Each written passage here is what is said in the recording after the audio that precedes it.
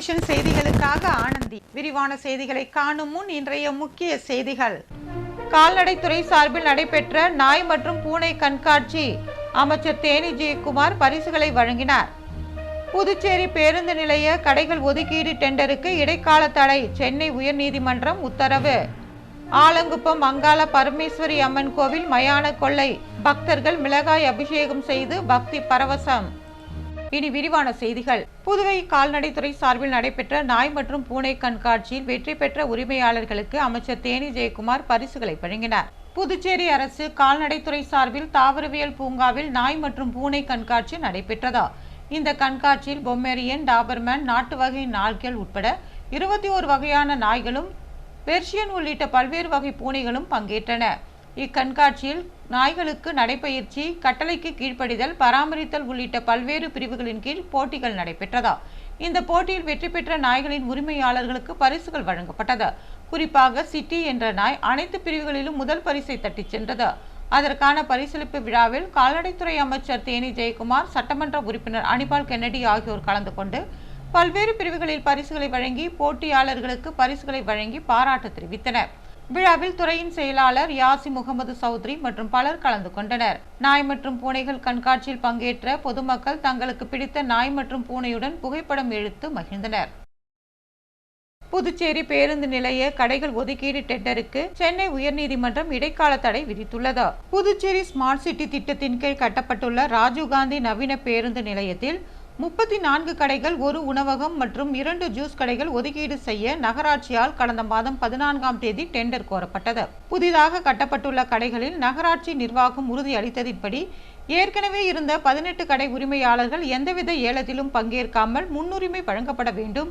கடைகள் ஒதுக்கீட்டு விவகாரம் தொடர்பாக கடந்த 2023ஆம் ஆண்டு நீதிமன்றத்தில் தாக்கல் செய்த வழக்கிலும் ஏலத்திலும் பங்கேற்காமல் முந்தைய கடை உரிமையாளர்களுக்கு ஒதுக்கீட்டில் முன்னுரிமை வழங்க வேண்டும் என்று தெரிவிக்கப்பட்டிருந்தது. கோரப்பட்ட டெண்டரில் கடைகளுக்கான கட்டணம் கூடுதலாக நிர்ணயிக்கப்பட்டுள்ளது. முந்தைய கடை உரிமையாளர்கள் மாற்றுத்திறனாளிகள் பட்டியல் இனத்தை சேர்ந்தவர்கள் என சமூக மற்றும் பொருளாதார அளவில் பின்தங்கிய நபர்களுக்கு கடைகள் ஒதுக்கீட்டில் முன்னுரிமை வழங்கப்பட வேண்டும் என்று புதுச்சேரியை சேர்ந்த டீ கடை உரிமையாளர் ஒருவர் சென்னை உயர்நீதிமன்றத்தில் மனு தாக்கல் செய்திருந்தார். இந்த வழக்கு நீதிபதி லட்சுமி நாராயணன் முன்னிலையில் விசாரணைக்கு வந்தது. அப்போது அந்த மனுவிற்கு புதுச்சேரி அரசு உள்ளாட்சி நிர்வாகத்துறை செயலர் மற்றும் நகராட்சி ஆணையர் ஆகியோர் பதிலளிக்க வேண்டும். அதுவரை கடைகள் ஒதுக்கீட்டுக்கான டெண்டருக்கு இடைக்கால தடை விதித்து நீதிபதி உத்தரவிட்டுள்ளார்.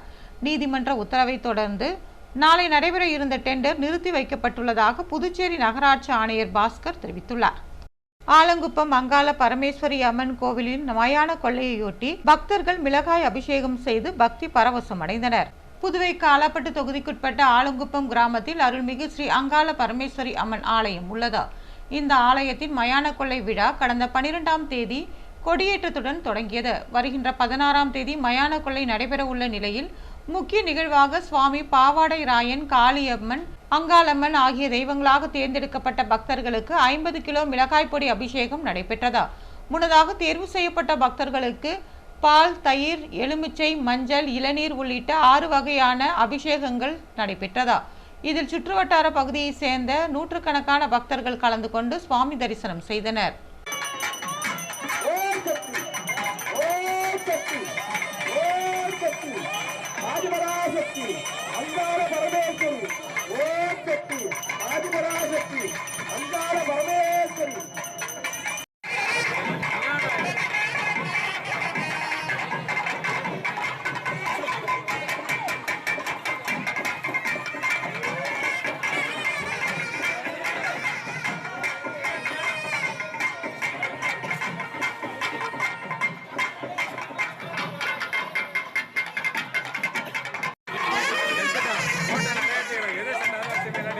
காரைக்காலில் மகளிர் குறைகளை கேட்டறிந்த லட்சிய ஜனநாயக கட்சியின் தலைவர் ஜோஸ் சார்லஸ் மார்டின் கோரிக்கைகளை நிறைவேற்றி தருவதாக உறுதியளித்தார். புதுவை மாநிலம் காரைக்காலில் லட்சிய ஜனநாயக கட்சியின் ஆலோசனை கூட்டம் மற்றும் நிர்வாகிகள் சந்திப்பு கூட்டம் நடைபெற்றதா. கூட்டத்திற்கு லட்சிய ஜனநாயக கட்சியின் தலைவர் ஜோஸ் சார்லஸ் மார்டின் தலைமை தாங்கினார். தேசிய மக்கள் மன்ற தலைவர் ரீகன் ஜான்குமார் முன்னிலை வகித்தார். இக்கூட்டத்தில் நிர்வாகிகள் மற்றும் மகளிர் பலரும் கலந்து கொண்டு தங்களை அறிமுகம் செய்து கொண்டு பல்வேறு கருத்துக்களை எடுத்து கூறினர். மேலும் காரைக்கால் மாவட்டத்தில் நிலவும் பிரச்சனைகள் குறித்து தெரிவித்தனர். இதனையடுத்து கட்சியின் தலைவர் ஜோஸ் சார்லஸ் மார்டின் நிர்வாகிகள் மற்றும் மகளிர்கள் முன்வைத்த கோரிக்கைகள் மற்றும் பிரச்சனைகளை உடனடியாக நிறைவேற்றி தருவதாக உறுதியளித்தார். பின்னர் ஆலோசனை கூட்டத்திற்கு வந்த மகளிர் கட்சித் தலைவர் சார்லஸ் மார்டினுடன் புகைப்படம் எடுத்துக்கொண்டனர். இதுகுறித்து கூட்டத்தில் பங்கேற்ற மகளிர் கூறுகையில், தங்களுக்கு அருகில் நின்று குறைகளை கேட்டறிந்த இவ்வளவு எளிமையான தலைவர் தங்களுக்கு கிடைத்ததில் பெருமிதம் கொள்வதாக தெரிவித்தனர். சிலம்பத்தில் சாதனை படைத்த சிலம்பம் அகாடமி மாணவர்களுக்கு பரிசுகள் வழங்கப்பட்டதா? புதுவை வில்லியனூர் தில்லைநகர் பூங்காவில் லயம் சிலம்பம் அகாடமி மாணவர்கள் கண்களை கட்டிக்கொண்டு சிலம்ப அடவு முறைகளை தொடர்ந்து 45 நிமிடம் சுற்றி உலக சாதனையில் பங்கேற்றனர். மோஹித் கன்ஸ்ட்ரக்ஷன் மற்றும் காமாட்சி அம்மாள் அறக்கட்டளை நிறுவனர் ரவிக்குமார் தலைமை தாங்கி மாணவர்களுக்கு பரிசுகளை வழங்கி பாராட்டினார். சிறப்பு அழைப்பாளர்களாக தேசிய நல்லாசிரியர் தண்டபாணி, வாஞ்சிநாதன் நற்பணி மன்ற ராமன், குமுக்காயம் நண்பர்கள் வட்டம் பரசுராமன், கவிஞநேரு வாணிதாசன், கலை இலக்கிய பேரவை தலைவர் முருகன், ஓய்வு பெற்ற காவல்துறை அதிகாரி பஞ்சராட்சம், சமூக சேவகர் தனசேகரன் உள்ளிட்ட பலர் கலந்து கொண்டனர். நிகழ்ச்சியில் ஏராளமான மாணவ மாணவியர் கலந்து கொண்டு பயிற்சி பெற்று தங்களது திறமைகளை வெளிப்படுத்தினர்.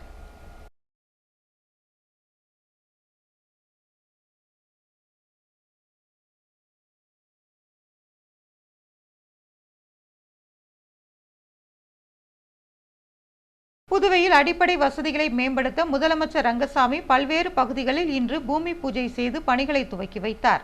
என்ஆர் காங்கிரஸ் பிஜேபி கூட்டணி அமைந்து கடந்த 5 ஆண்டு காலமாக மாநிலம் முழுவதும் அடிப்படை வசதிகள், பொதுமக்களின் அரசு திட்டங்கள் அனைத்தும் நிறைவேற்றப்பட்டு வருகிறது. இந்த அரசு அதன் ஒரு பகுதியாக எதிர்வரும் சட்டமன்ற தேர்தலை கருத்தில் கொண்டு இந்திரா நகர், உருளையன்பேட்டை, ராஜ்பவன், நெல்லித்தோப்பு, அரியாங்குப்பம் உள்ளிட்ட பல்வேறு இடங்களில் பொதுமக்களின் அடிப்படை பிரச்சனைகளான வாய்க்கால், சாலைகள் உட்பட பல்வேறு பிரச்சனைகளுக்கு தீர்வு காணும் வகையில் ஒரே நாளில் சுமார் 50 கோடி மதிப்பில் அனைத்து பணிகளுக்கும் பூமி பூஜை செய்து தொடங்கி வைக்கப்பட்டது. முதலமைச்சர் ரங்கசாமி நிகழ்ச்சியில் கலந்து கொண்டார். பொதுப்பணித்துறை அமைச்சர் லட்சுமி நாராயணன், அரசு கொறடா ஆறுமுகம், அமைச்சர் ஜான்குமார், சட்டமன்ற உறுப்பினர்கள் நேரு, பாஸ்கர், ரிச்சர்ட், ஜான்குமார் மற்றும் துறை சார்ந்த அதிகாரிகள் கலந்து கொண்டனர். முதலமைச்சர் ரங்கசாமி முற்றுகையிட்டு போராட்டம் நடத்தியவர்களுக்கு பொதுப்பணித்துறை பணியாளர் நலசங்கம் கண்டனம் தெரிவித்துள்ளது. பொதுப்பணித்துறை பணியாளர் நலசங்க நிர்வாகிகள் செய்தியாளர்களை சந்தித்தனர். அப்பொழுது அவர்கள், கடந்த பிப்ரவரி 9ஆம் தேதி முதல் தொடர் வேலைநிறுத்த போராட்டத்தை நடத்தி கொண்டிருக்கும் சரவணன் காங்கிரஸ் கட்சியின் தூண்டுதலின் பேரில் முதலமைச்சர் ரங்கசாமியை திடீரென்று முற்றுகையிட்டதாகவும், முதலமைச்சர் வாகனத்தை முற்றுகையிட்டு அங்கு கலவரம் ஏற்படும் விதமாக முழக்கமிட்டதாகவும் தெரிவித்தார். முதல்வரை தவறான வார்த்தைகளால் முழக்கமிட்டு அவரை அவமானப்படுத்தியதாகவும், இதனால் அங்கிருந்த போலீசாருக்கும் ஊழியர்களுக்கும் இடையில் வாக்குவாதம் ஏற்பட்டு தடியடி ஏற்பட்டதாகவும், இதில் சரவணன் என்பவரை கைது செய்து அழைத்து சென்றதாகவும் தெரிவித்தனர். இதை அறிந்த முன்னாள் முதலமைச்சர் நாராயணசாமி செய்தியாளர்களிடம் பேசுகையில், ஊதிய உயர்வு காங்கிரஸ் ஆட்சியில் 3200 ரூபாயிலிருந்து 900 ரூபாயாக உயர்த்தி வழங்கியதாக ஒரு பொய்யான செய்தியை தெரிவித்ததாகவும், இது அப்பட்டமான பொய் என்று கூறினர். ஏனென்றால் தங்களுக்கு 3200 ரூபாயிலிருந்து 10,000 ரூபாய் ஊதியத்தை முதலமைச்சர் ரங்கசாமி அவரது ஆட்சி பொறுப்பு ஏற்ற பிறகுதான் வழங்கியதாகவும், 10,000 ரூபாயிலிருந்து 18,000ஆக மீண்டும் உயர்த்தி கொடுத்ததாகவும் தெரிவித்தனர். போராட்டம் என்ற பெயரில் முதலமைச்சர் ரங்கசாமி மீது களங்கத்தை ஏற்படுத்தும் விதமாக போராட்டம் என்ற பெயரில் சரவணன் என்பவர் கலவரத்தை ஏற்படுத்தி உள்ளதாகவும், புதுச்சேரியில் பொதுப்பணித்துறையில் 80% பேர் போராட்டத்தில் கலந்து கொள்ளவில்லை என்றார். இதனால் காரைக்கால் மற்றும் ஏனாம் பிராந்தியத்திலிருந்து ஊழியர்களை வர சொல்லி போராட்டத்தை நடத்தி கலவரமாக்கியுள்ளதாகவும், இதில் சரவணனுடைய அரசியல் சுயலாபம் மட்டுமே அடங்கியுள்ளது என்று தெரிவித்தனர். இதனால் ஊழியர்களுக்கு எந்தவித பலனும் இல்லை என்றும் அவர்கள் கூறினர். ஏஜி பத்மாவதி மருத்துவமனையில் நீரிழிவு நோய் கருத்தரங்கம் நடைபெற்றது. புதுச்சேரி ஏஜி பத்மாவதி மருத்துவமனையில் 6வது நீரிழிவு நோய் மருத்துவ கருத்தரங்கம் நடைபெற்றது. மருத்துவமனையின் தலைமை மற்றும் நிர்வாக இயக்குனர் மருத்துவர் இளங்கோவன் கருத்தரங்கை தொடங்கி வைத்தார். பல்வேறு துறைகளில் சிறப்பு மருத்துவர்கள் கலந்து கொண்டு நீரிழிவு நோயை மையமாக கொண்டு பல முக்கிய தலைப்புகளில் உரையாற்றினர். தலைமை சிறப்பு நீரிழிவு நோய் நிபுணர் அருள்முருகன் நீரிழிவு மற்றும் உடல் பருமன் நடைமுறைகளில் பின்பற்ற வேண்டிய நெறிமுறைகள் என்ற தலைப்பில் உரையாற்றினார். நீரிழிவால் ஏற்படும் இதய பாதிப்புகள் குறித்து தலைமை இதய நிபுணர் சிந்து இளங்கோவன் மற்றும் இதய மருத்துவர் ஆனந்தராஜ் ஆகியோர் விளக்கமளித்தனர். நீரிழிவு மருந்தியல் சிகிச்சை குறித்து தரண்குமார், இன்சுலின் பயன்பாடு குறித்து மருத்துவர் ஷேக் அன்வர் உசேன் ஆகியோர் உரையாற்றினர். மருத்துவ கண்காணிப்பாளர் மருத்துவர் ஆதி கணேசன் மற்றும் புரொஃபசர் நாச்சியப்பன் ஆகியோர் நன்றி உரை வழங்கினர். கருத்தரங்கில் புதுச்சேரி மற்றும் தமிழக பகுதியிலிருந்து ஏராளமான மருத்துவர்கள் கலந்து கொண்டனர். பிரெஞ்சு ஆய்வு நிறுவனம் சார்பில் பிரெஞ்சு மொழியில் திருவாசகம் வெளியிடப்பட்டதா? புதுச்சேரியை சேர்ந்தவர் ரகுநாத் மனே. புகழ்பெற்ற பரதநாட்டிய நடன கலைஞர், வீணை கலைஞர், இசையமைப்பாளர், திரைப்பட தயாரிப்பாளர், எழுத்தாளர் என்று பன்முகம் கொண்டவர். இந்தியாவிற்கும் பிரான்சுக்கும் இடையிலான கலாச்சார பாலமாக விளங்கும் இவர் பிரான்ஸ் அரசின் செவாலியே விருதை பெற்றவர்.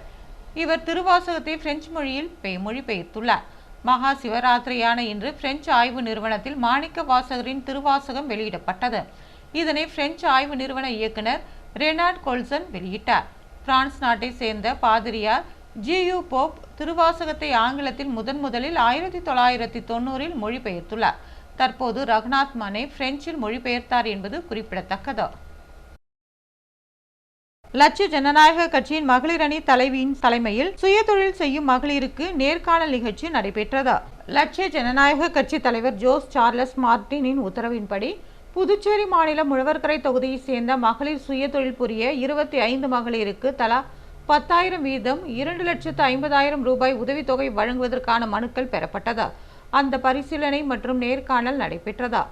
லட்சிய ஜனநாயக கட்சி மாநில மகளிர் அணி தலைவி பிரபாதேவி வீரராகு தலைமையில் மேரி உழவர்கரை சிவசக்தி நகரில் உள்ள பிரபாதேவி இல்லத்தில் நடைபெற்ற நேர்காணலில் ஜனவரி மாதத்திற்கான விண்ணப்பங்களை வழங்கியவர்கள் கலந்து கொண்டனர். இதில் அவர்களது விண்ணப்பங்கள் பரிசீலனை செய்து நேர்காணல் நடத்தப்பட்டது. பின்னர் அவர்களுக்கான நிதி உதவி விரைவில் வழங்கப்பட உள்ளது.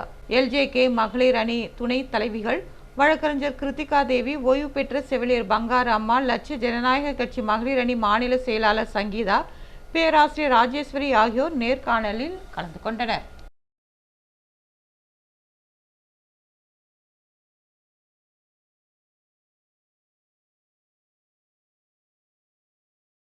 காரைக்கால் வடக்கு எல்ஜேகே கிளை அலுவலகத்தை தலைவர் ஜோஸ் சார்லஸ் மார்டின் திறந்து வைத்தார்.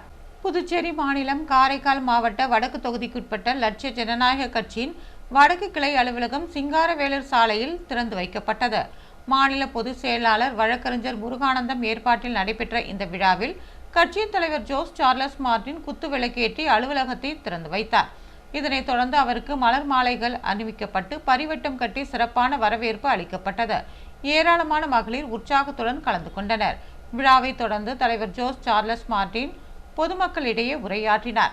அப்போது அவர் இலங்கை அரசால் சிறைப்பிடிக்கப்படும் தமிழகம் மற்றும் புதுச்சேரி மீனவர்களை மீட்பது தொடர்பாகவும் பறிமுதல் செய்யப்பட்ட விசைப்படகுகளை விடுவிப்பது தொடர்பாகவும் கட்சி சார்பில் தீவிர நடவடிக்கைகள் எடுத்து வருவதாக கூறினார். மேலும் இலங்கைக்கு வழக்கறிஞர் விசா பெற்று நீதிமன்றத்தில் நேரடியாக வாதாடும் முயற்சிகளும் மேற்கொள்ளப்பட்டு வருவதாக கூறினார். காரைக்காலில் கந்துவட்டி கொடுமையால் ஏழை மற்றும் நடுத்தர மக்கள் பெரிதும் பாதிக்கப்படுவதாகவும் கந்துவட்டியை முற்றிலுமாக தடுக்க உயர்நீதிமன்றத்தில் பொதுநல வழக்கு தொடரப்படும் என்றும் அவர் கூறினார். புதுச்சேரி யூனியன் பிரதேசமாக இருப்பதால் மத்திய அரசின் ஒத்துழைப்புடன் வளர்ச்சி திட்டங்களை செயல்படுத்த முடியும் என்றும் மக்களின் நலனுக்காக கூட்டணி கட்சிகளுடன் இணைந்து செயல்பட தயாராக இருப்பதாகவும் அவர் கூறினார். காரைக்கால் தெற்கு தொகுதியில் ஆற்றங்கரையோரம் வசிக்கும் மக்களிடம் ஜோஸ் சார்லஸ் மார்டின் குறைகளை கேட்டறிந்தார். புதுச்சேரி மாநிலம் காரைக்கால் தெற்கு தொகுதிக்குட்பட்ட கலையங்கட்டி மதகு பகுதியில் ஆற்றங்கரை ஓரத்தில் சுமார் 65 குடும்பங்கள் வசித்து வருவதாகவும் அங்கு வசிக்கும் பொதுமக்கள் அடிப்படை வசதிகள் இல்லை என்று புகார் தெரிவித்தனர். புகாரை தொடர்ந்து காரைக்கால் மாவட்ட பொதுச் செயலாளர் அப்துல் பாசித் ஏற்பாட்டில் லட்சிய ஜனநாயக கட்சியின் தலைவர் ஜோஸ் சார்லஸ் மார்டின் அவர்கள் நேரில் சந்தித்து ஆய்வு செய்தார். கூரைகளில் தார்பாய்கள் கொண்டு மூடி வருவதாகவும் மழைக்காலங்களில் சிரமம் இருப்பதாகவும் கழிவறை வசதிகள் இல்லை என்றும் அப்பகுதி மக்கள் அவரிடம் வேதனையுடன் குறைகளை தெரிவித்தனர்.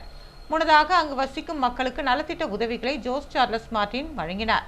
லட்சிய ஜனநாயக கட்சியின் தலைவர் ஜோஸ் சார்லஸ் மார்டின் இதுகுறித்து கூறுகையில், சட்டமன்ற உறுப்பினர் வாக்கு சேகரிக்க மட்டும் வராமல் மக்களின் வாழ்வாதாரத்தை தெரிந்து அவர்களது நலத்திட்ட பணிகளை செய்து கொடுக்க வேண்டும் என்றும், இங்கு வசிக்கும் மக்கள் நீண்ட காலமாக பட்டா இல்லாமல் இருப்பதாகவும், ஆற்றங்கரை ஓரத்தில் இருப்பதால் விஷப்பூச்சிகள் விஷ ஜந்துகளால் மக்கள் அச்சத்துடன் வாழ்ந்து வருகின்றனர்.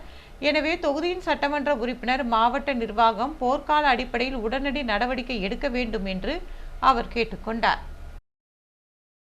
உழவர்கரை அன்பு ஆத்ரேயா அறக்கட்டளை திறப்பு விழாவில் ஏராளமானோர் கலந்து கொண்டனர். கூட்டுறவு கடன் சங்கங்களின் சங்க உறுப்பினர் குழந்தைகளுக்கு பரிசளிப்பு விழா நடைபெற்றது.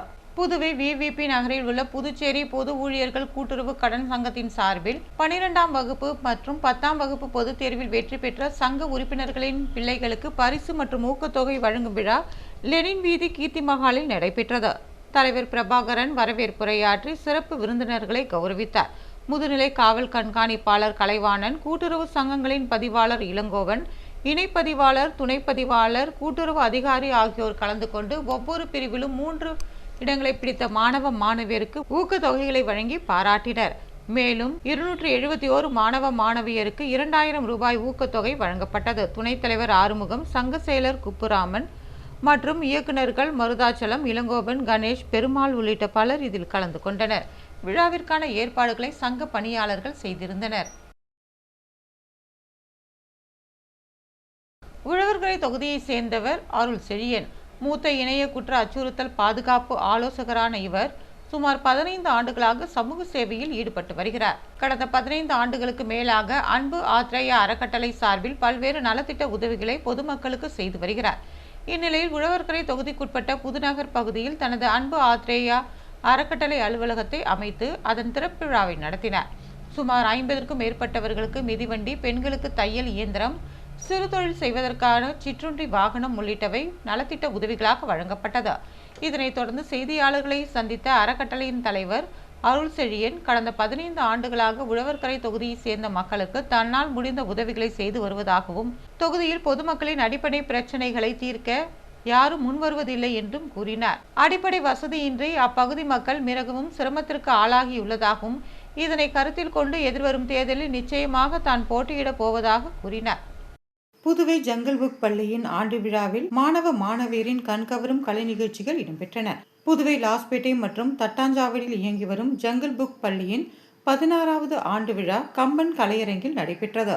பள்ளியின் முதல்வர் ஆஷியானா அசீம் தலைமை தாங்கிய இந்நிகழ்ச்சியில் எழில் கல்பனா மற்றும் மல்லிகா கோபால் ஆகியோர் சிறப்பு விருந்தினர்களாக கலந்து கொண்டனர். அவர்கள் பல்வேறு போட்டிகள் மற்றும் கலை நிகழ்ச்சிகளில் சிறந்து விளங்கிய மாணவர்களுக்கு பரிசுகளை வழங்கி பாராட்டினர். தமிழ்தாய் வாழ்த்துடன் தொடங்கிய விழாவில் பள்ளி மாணவர்களின் கண்கவரும் கலை நிகழ்ச்சியிலும் தனித்திறமை போட்டிகளும் நடைபெற்றது. யோகா, நாடகம் உள்ளிட்டவையும் நிகழ்த்தப்பட்டது. இதனைத் தொடர்ந்து சிறப்பு விருந்தினர்கள், பள்ளி ஆசிரியர்கள், மாணவர்கள் மற்றும் தூய்மை பணியாளர்கள் அனைவருக்கும் பரிசு வழங்கி கௌரவிக்கப்பட்டது. நிகழ்ச்சிக்கான ஏற்பாடுகளை பள்ளியின் ஆசிரியர்கள் மற்றும் ஊழியர்கள் செய்திருந்தனர். புதுவையில் தங்கம் மற்றும் வெள்ளி விலை விவரம். தங்கம் 1 கிராம் 14,460 ரூபாய்.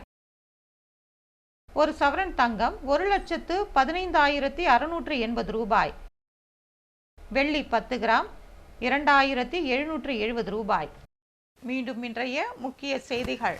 கால்நடைத்துறை சார்பில் நடைபெற்ற நாய் மற்றும் பூனை கண்காட்சி அமைச்சர் தேனி ஜெயக்குமார் பரிசுகளை வழங்கினார். புதுச்சேரி பேருந்து நிலைய கடைகள் ஒதுக்கீடு டெண்டருக்கு இடைக்கால தடை, சென்னை உயர்நீதிமன்றம் உத்தரவு. ஆலங்குப்பம் அங்காள பரமேஸ்வரி அம்மன் கோவில் மயான கொள்ளை, பக்தர்கள் மிளகாய் அபிஷேகம் செய்து பக்தி பரவசம். இத்துடன் செய்திகள் நிறைவு பெறுகிறது. வணக்கம்.